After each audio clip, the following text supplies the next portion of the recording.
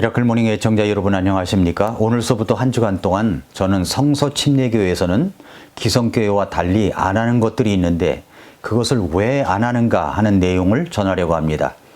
교회 줄기가 한국에서는 주로 개신교회가 주를 이루기 때문에 모든 교회가 다 똑같다고 생각하고 있습니다.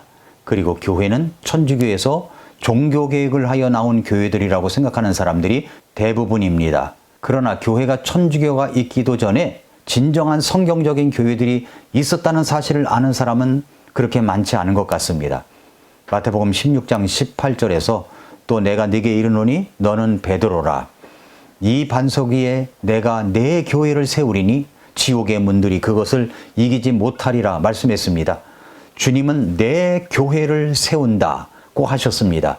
그 주님의 내 교회가 초대교회에서부터 시작하여 성경적인 교리와 가르침으로 이어져 오다가 로마의 대핍박이 일어나 곳곳에 숨어서 예배를 드렸고 콘스탄틴의 국가교회 공포로 인하여 자유롭게 예배를 드리고 교회를 세울 수 있게 된 것 같이 되었지만 오히려 콘스탄틴이 교회를 지배하는 사람이 되었고 성경적인 믿음을 가지고 있던 성도들이나 교회들이 그 대핍박을 견디지 못해 카타콤 지하동굴로 숨어 들어갔던 적이 있습니다.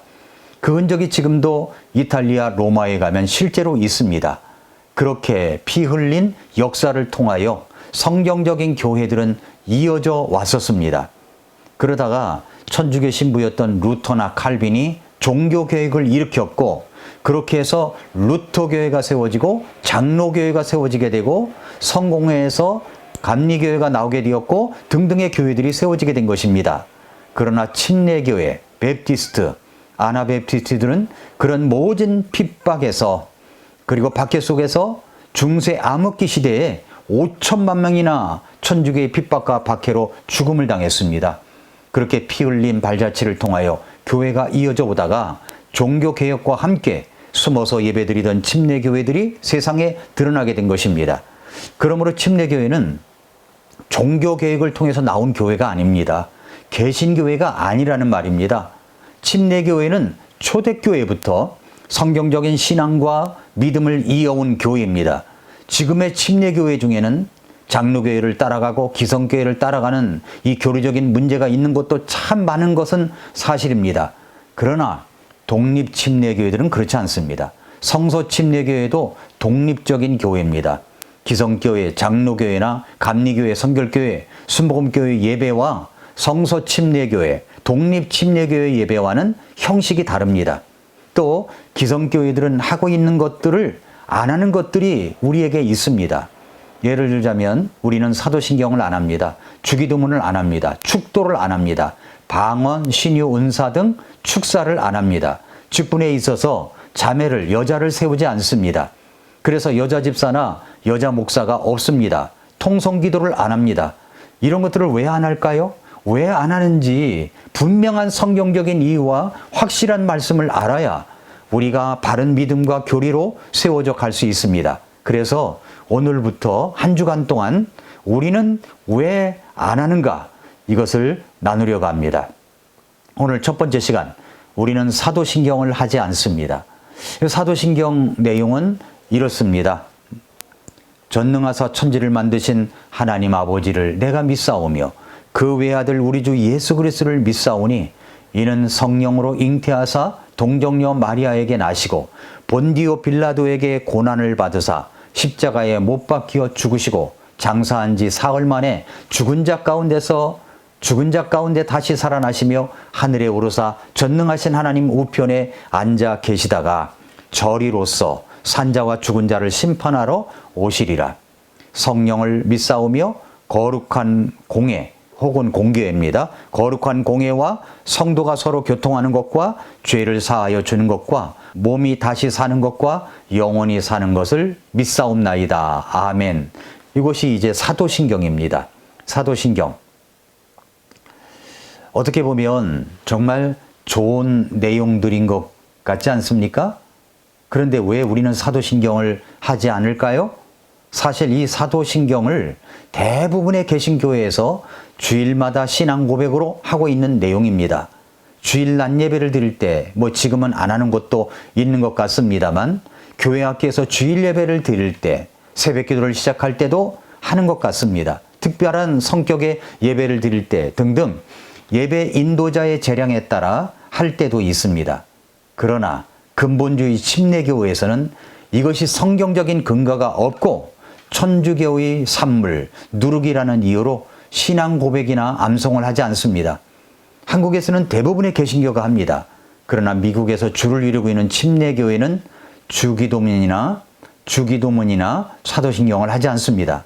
그런데 문제는 이것입니다. 한국에서는 이단이냐 아니냐를 가를 때 그 기준이 뭐냐면 주기도문이나 사도신경을 하지 않는 곳은 이단이라고 할 때가 있었습니다. 종교문제연구소의 탕명한 소장이 계실 때 그때도 어떤 곳이 이단인가 이 질문을 던지니까 주기도문을 하지 않는 교회, 사도신경을 하지 않는 교회라고 했었습니다. 그런데 거기에 덧붙이기를 성소침례교회는 아니다라고 했던 적이 있습니다. 사도신경을 하는 사람도 안 하는 사람도 모두 주님을 위해서 바른 신앙을 위해서라고 합니다. 그래서 사도신경이 무엇인지를 우리는 정확하게 알아야 됩니다. 자, 그러면 이제 두 번째로 사도신경의 정체를 알아야 됩니다. 사도신경의 정체. 먼저 사도신경은 천주교의 작품입니다. 이 사도신경은 사도들이 만들어 놓은 것이 아닙니다.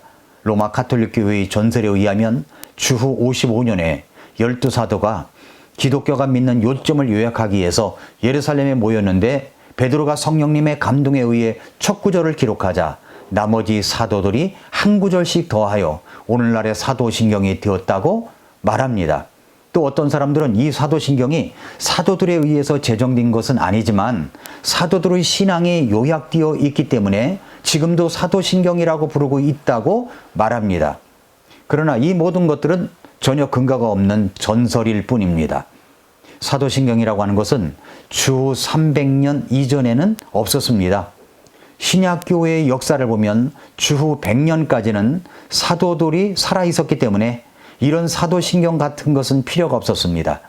그런데 이제 사도들이 떠나고 그 다음 세대인 속사도, 교보시대에 침례 문답대, 간단한 문답서 같은 안내서가 필요했습니다. 그래서 주 100년에서 125년경에 간단한 교리 문답서로 신앙의 규율 같은 것이 있었던 것으로 추정이 됩니다.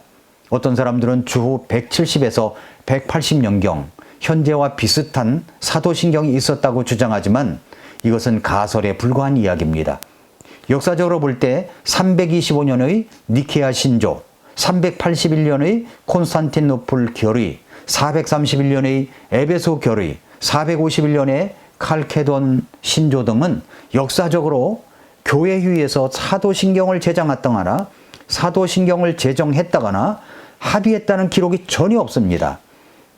정직한 역사가 중에 주 400년경에 활약한 암브로스가 있는데 그분은 말하기를 사도신경은 사도들에 의해 만들어진 것이라는 발언을 했던 것으로 여겨집니다. 그 뒤 주후 650년 이후에 성도가 교통하는 것이란 말이 삽입되었습니다.